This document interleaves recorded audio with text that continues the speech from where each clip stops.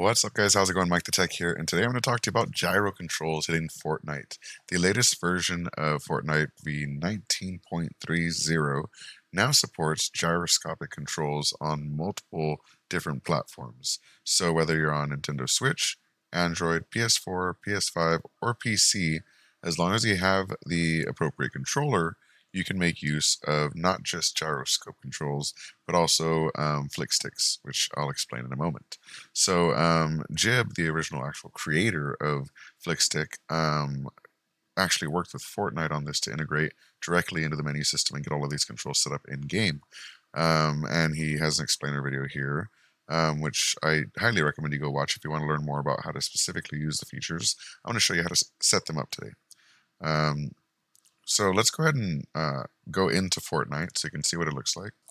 And like I said, you are going to need a compatible controller. So I'm using a PS5 controller, and it is wired. You'll need a PS5 or PS4 controller with DS4 installed, or you need to have it plugged in. Either way, both work. You can't use an Xbox controller because there are no gyroscope controls on an Xbox, or no sensors on the Xbox controller. So you can't use those, unfortunately. The Switch Pro controller, does have gyroscope controls though, so you can use it on the Switch as well. So in game, all you do is you hit start, and you go over to your settings. And in your settings, you're going to go all the way over here to Gyro Aiming. Now, Gyro Aiming, you're going to want to turn it on, and then that's going to allow you to, when you're shooting at someone, you can use the gyroscope to kind of get your aim just right. And in active mode, in combat, you can change when it's active, so the mode that it's active. You can have it always off. You can have it when you're using a scope, like a sniper. You might want extra aim when you're using the sniper. You can have it when you're using a scope or aiming down sight, ADSing. And you can have it when you're using a scope, ADSing, or harvesting. Or you can just have it always on, so you can always get a little bit of control with your gyroscope. I prefer scope or aiming because that's the most likely use case scenario. Is you aim at someone, you shoot, and you want to get that aim just right. You can also edit the mode for building, so you can have it when you're editing, or always on. That way you can adjust it with the gyroscope when you're editing. I personally don't like that. It can be useful if you're trying to get a quick flick up to make a door or something, but I don't personally use that. And then we have look stick effect. So look stick effect is if you're using the flick stick below, then you're not going to really have much use over your directional aiming up and down because you're using the actual gyroscope to do that, and you're using the controller to flick direction.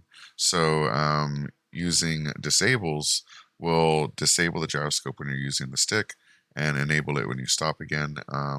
And if you're used to using flick sticks, then you know how that can be useful, because obviously you can't look up or down at all or use the joysticks when you're using a flick stick.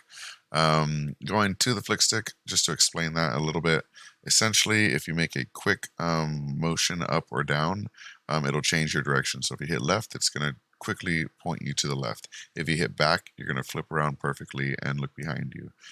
This can be really useful, but it also gets rid of your ability to use fine aiming, because you can't move forward or back. You can't look forward or back because it's reserved for the flick stick.